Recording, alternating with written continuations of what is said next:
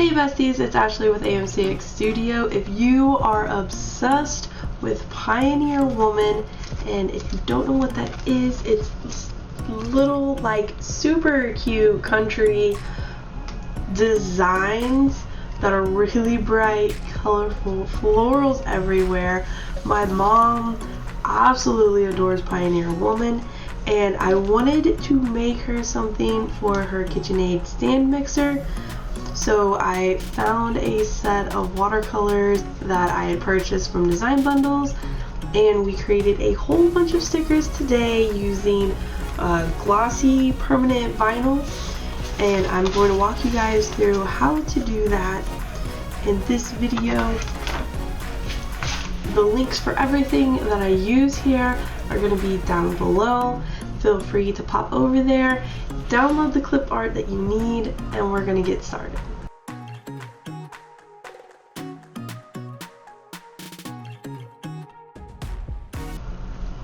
So I have this blog post already written out for those who enjoy being able to go back and forth and follow along with actual written instructions.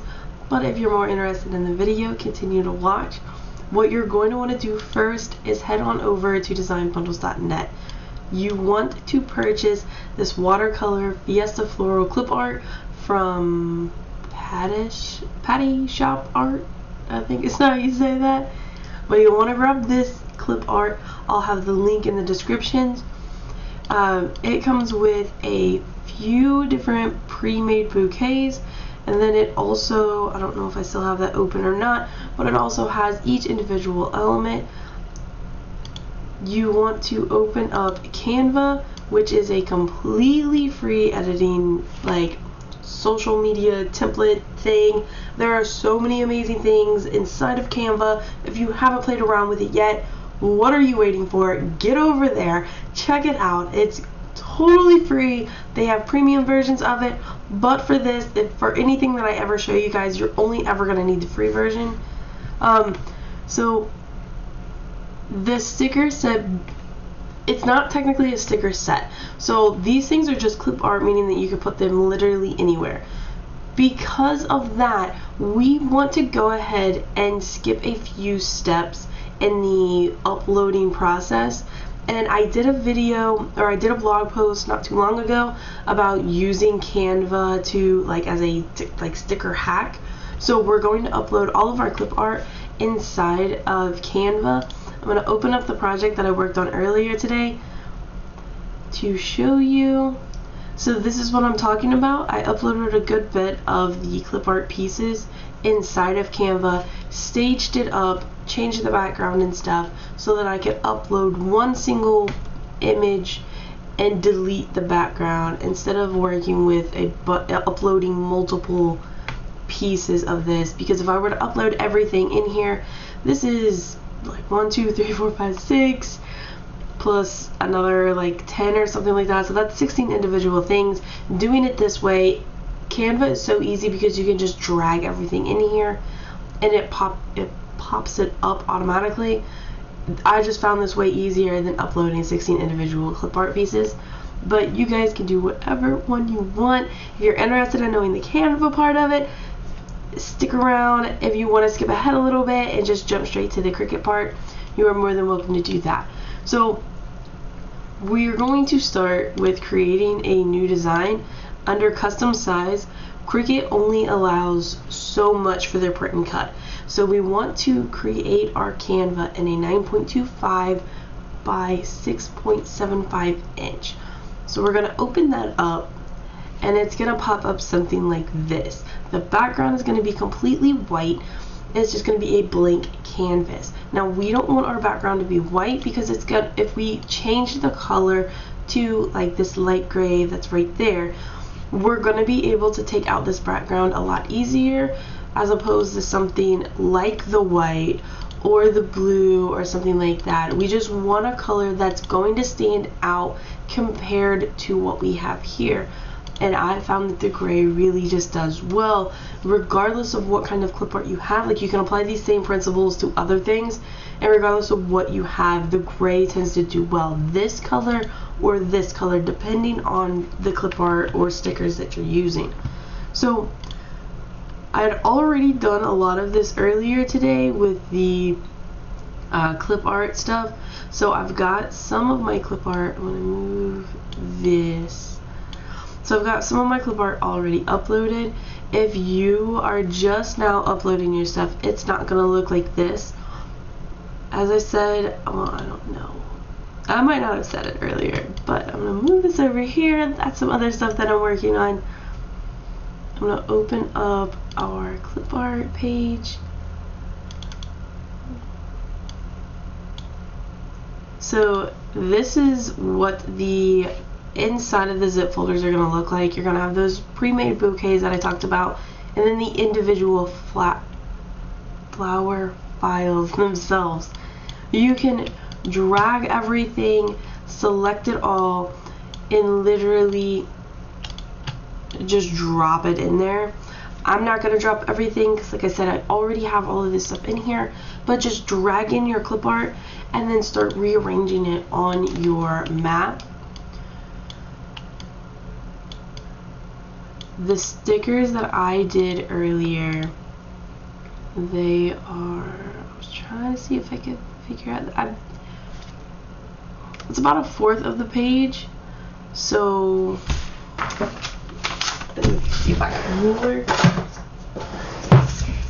So if you do it like this layout, the stickers, the individual stickers are going to be about 1.5 inches, and the bouquets are going to be, that from here to here is 4.5 inches. They all came out about the size of like my palm, regardless of what design it was. So I think for the KitchenAid stand mixer, I think they're really a good size. But so arrange your stuff like that. Make it smaller, make it bigger, whatever you want to do, depending on how large you want these things. Like I said, I think that these were a great size. So once you've arranged all of your items, you're gonna want to go to download, and I do one sheet at a time. And once you have those pages downloaded, you're going to open up Cricut Design Space. I'm going to go back to uploads. I'm going to pull in one of our sheets so I can walk you through this process. Now we're going to save it as a complex because there is so much detail in here. When we get to this screen, you can select and erase certain parts of it. I'm going to take out that gray background that I had added earlier, and this takes just a minute to do, and you can use the zoom in and zoom out keys here to make it easier for you. But I'm taking out this gray because I just don't want it in my background. Honestly, thinking about it now, you could have probably done this in white and eliminated this step, but in some of the other clip art and stuff that I've used, when I did white, it took out part of it, but I don't think that it would have done it here. And I'll test it at the end just to see.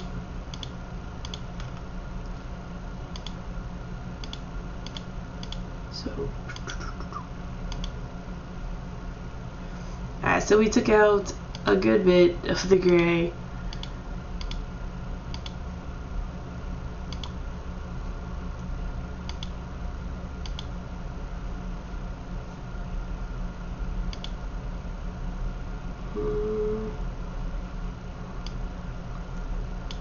I'm not gonna. Close enough.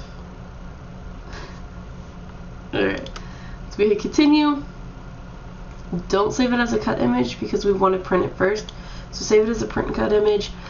You can name this, but what I absolutely suggest is using those tags.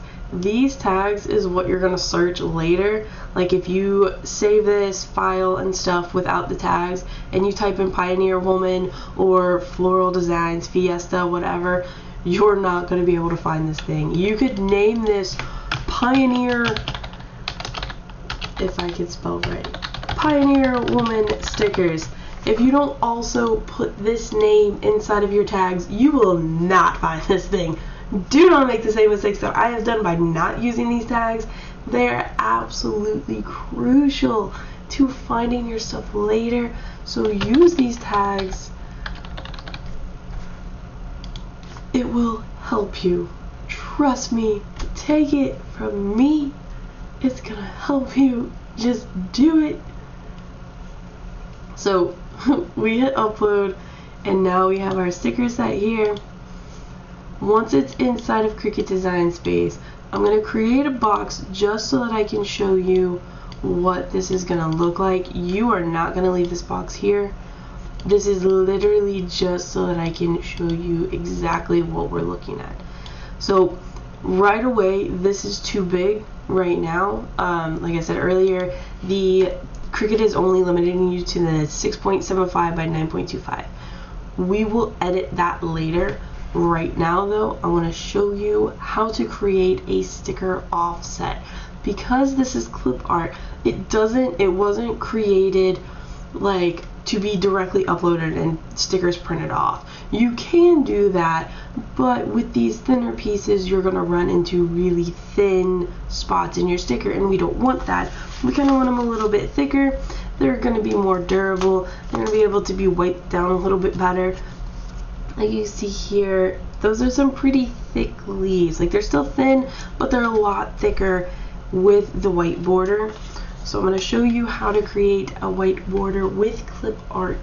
What we're going to do is go to our offset, and here it's going to pop up like an outline around it. Now that is way too big. What I did was, I want to say it was 0.1, and I'm just, do not use the hard edges, use the smooth thing. I was just doing that so that it catch up a little bit quicker. So here we might run into an issue, but I don't think it's going to be that big of a deal. Let me pull that back up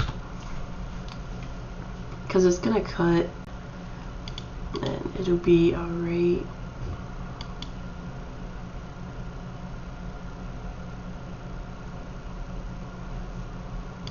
How's a napkin smaller?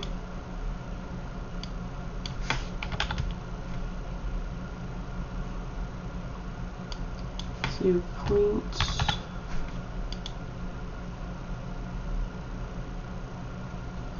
Not that small.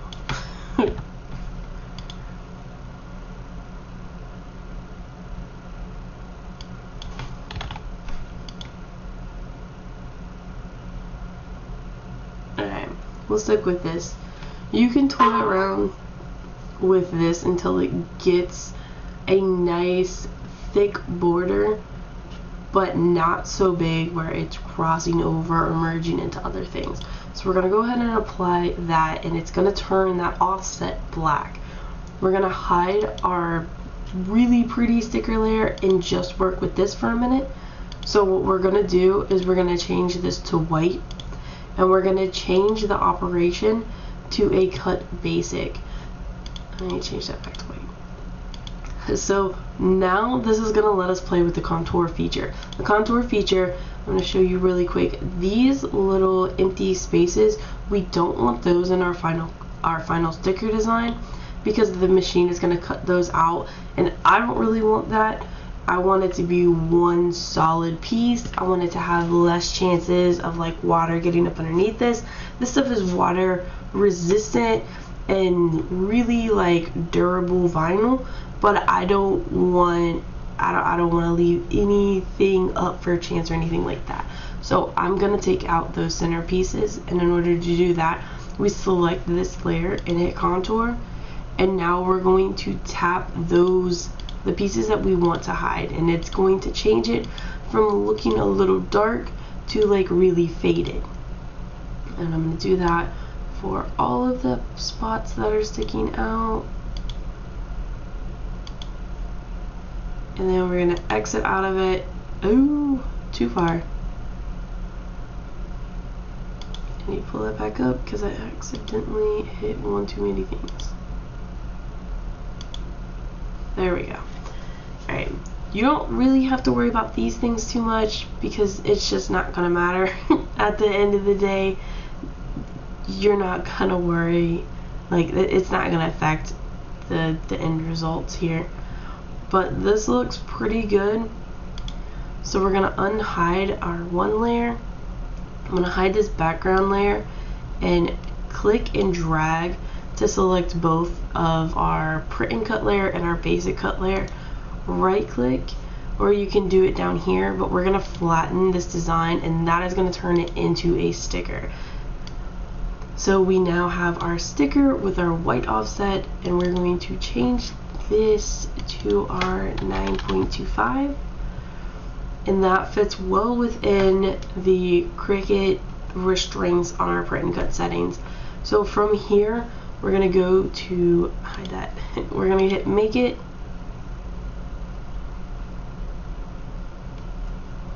and you're going to see this screen, and it's going to let you know like, hey, this black line here is what the machine is going to read. It's going to print it off. Now you can't see the white offset, but that's okay because your printer's not going to print it anyways. We're going to go ahead and send to printer and turn off your bleed. Because we're using white, it really doesn't matter. Select your appropriate printer and use your systems dialog box. This thing is going to let you change the printer settings. Because we're using a special paper, we want it to print in a high glossy print setting with best quality kind of stuff. So using this, we're going to be able to access those printer settings to make sure that we're getting the best like print job from this vinyl. So when we hit print, it's going to pop up this box. You want to select your printer again and go to preferences. So, and we're going to change it to ultimate premium paper glossy. Now I picked that one because on the back of this thing it has different printers like HP printers, Canon, Epson's, Samsung, Kodak, other, and it's letting you know like, hey, these are the recommended settings. So the recommended settings for my printer just happens to be photo quality glossy film. So I'm making sure to use the best one that I've got available to me. And once you select that, you'll hit OK and you'll hit print. This is then going to send over to the printer and it's going to print it out. Now I'm not going to print this out because I already have, like, I've already printed off my stickers from earlier today, but I do want to mention that once it's printed off and stuff, you're gonna want to let it set, allow the ink to dry for a moment before you shove it into the machine. I didn't, and it didn't really mess with anything like that, but what I did with my printer might not be the same as what you can do with yours. So just let it sit for a minute, give it time to dry fully, do a little like tap to make sure that everything's okay, and then stick it in your printer machine or in your Cricut machine. Because I wanted these stickers to cut all the way through so that I'm not peeling it off, I really wanted an easy way to just kind of like have them inside of an envelope for my mom. So I used poster board setting. The thicker the material is, the deeper the cut is going to go on your Cricut machine. Be careful not to go too deep though and put a hole in your board, but I found that poster board for me worked really well. Make sure that your blade is sharp before you proceed with this. I had a couple of my stickers get snagged because I also have a dull blade. I haven't changed it since I got it, and I've been running this thing like non-stop for the last few years, so I really should change my blade, but that is a time another day. So I use poster board setting, and you load it inside of your Cricut mat. When you load it, you want to make sure that whatever is printed off, whatever arrangement that comes out of your printer, looks the same on your Cricut mat. So let me find a box. Alright, so you've got your little hook thing at the top. So up here in this corner where the 1 and the 1 meet, you're going to want to make sure that your whatever is in that corner is up here. And this paper is glossy, so because of that, you're going to want to get a wax candle, a little like tea light, wax melts, anything that's waxy, and kind of run it over that black outline. What that's going to do is it's going to allow your machine to read those black registration marks a lot easier.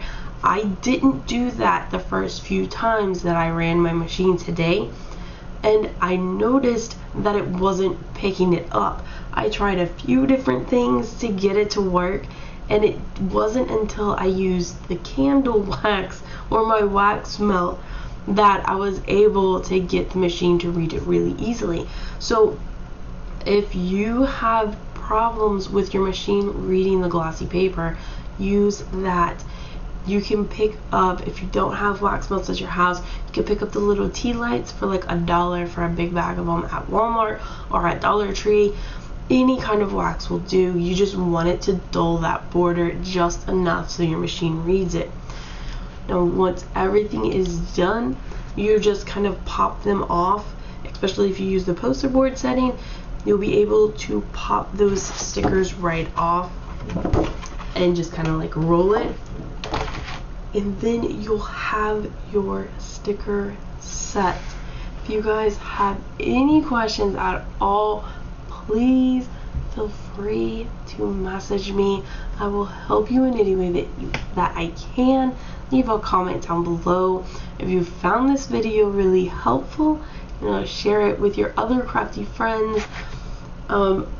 Like I mentioned earlier in the video, I'm gonna leave the links for all of the things that I use down in the description below. Yeah, thanks for hanging out, guys. Bye. Oh, we're halfway there. Oh, He did. leave it on bread. Did you just see him? Really? Really? When we get out. Bite. One bite. Oh. Vitamin, one bite. Imagine this.